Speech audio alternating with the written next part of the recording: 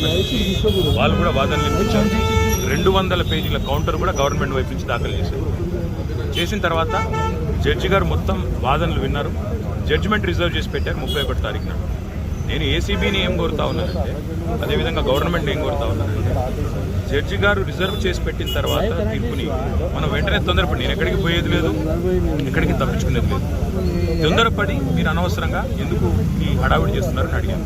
Plus ఇప్పుడు నేను అయినప్పటికీ చట్టాన్ని గౌరవించే పౌరుడిగా, రాజ్యాంగాన్ని గౌరవించే పౌరుడిగా వాళ్ళు పిలిచారు కాబట్టి వచ్చాను. వచ్చి నాకు ఒక లెటర్ ఇచ్చారు, ఇన్ఫర్మేషన్ కావాలి, డాక్యుమెంట్స్ కావాలి. ఏం ఇన్ఫర్మేషన్ కావాలి, ఏం డాక్యుమెంట్స్ కావాలో మాకు తెలియదు, అందుకే అడిగాం. అడిగితే ఇప్పుడేమో వాళ్ళు లేటెస్ట్గా ఏం చెప్తున్నారంటే, మీరు ఒక్కరే రావాలి, లాయర్స్ రాకూడదు. ఆల్రెడీ తీర్పే అక్కడ పెండింగ్ ఉన్నది కాబట్టి మా లాయర్స్తో వస్తే మీకేం ఇబ్బంది అని అడిగితే సమాచారం ఇవ్వడం లేదు. దాంతోపాటు ఇంకా ఏమంటున్నారంటే, మీరు ఒక్కరే రావాలి. నాకు ఒక్కరే రావడానికి ఇబ్బంది ఏం లేదు, కానీ ఒక పౌరుడిగా నా ప్రాథమిక హక్కులకు కూడా భంగం వాటిల్లకుండా చూసుకోవాల్సిన బాధ్యత నా మీద ఉంటుంది. అందుకే పోలీస్ అధికారులను అడిగాను, ఎక్కడన్నా లిఖితపూర్వకంగా ఉందా నా లాయర్ రాకూడదని, దయచేసి ఉంటే ఇవ్వండి అన్నాను. సో వారు సంప్రదిస్తున్నారు. నేను ఇక్కడ కేవలం ఇవాళ ఏసీబీ ఆఫీస్కి వచ్చి మీకు ఏం ఇన్ఫర్మేషన్ కావాలి, ఇప్పుడు నన్ను వాళ్ళు అడుగుతున్న ఇన్ఫర్మేషన్ మొత్తం గవర్నమెంట్ దగ్గరే ఉంది.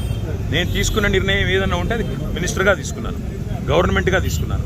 అట్లాంటప్పుడు నా దగ్గర ఉన్నదని సమాచారం వారు ఏదైతే అపోహపడుతున్నారో అదంతా మీ దగ్గరనే ఉంది. ఈ వాదన అంతా కూడా నేను ఆల్రెడీ కోర్టులో చెప్పాను. కోర్టు ఆల్రెడీ తీర్పు రిజర్వ్ చేసి పెట్టింది. హైకోర్టు మీద ఉన్న గౌరవంతో, చట్టాల మీద ఉన్న గౌరవంతో, రాజ్యాంగం మీద ఉన్న గౌరవంతో నేను ఇక్కడికి వచ్చానని చెప్పాను. వారు మరి ఏ కారణం చేతనో నా లాయర్ నాతో రాకూడదు అంటున్నారు. మరి ఒక పౌరుడిగా నాకు నా లాయర్ను వెంటబెట్టుకుని విచారణలో భాగస్వామ్యం చేసే అధికారం నాకుందని నేను అనుకుంటున్నాను. లేదు అని వారు అంటున్నారు. భారత రాజ్యాంగం నడుస్తుందని నేను అనుకుంటున్నా.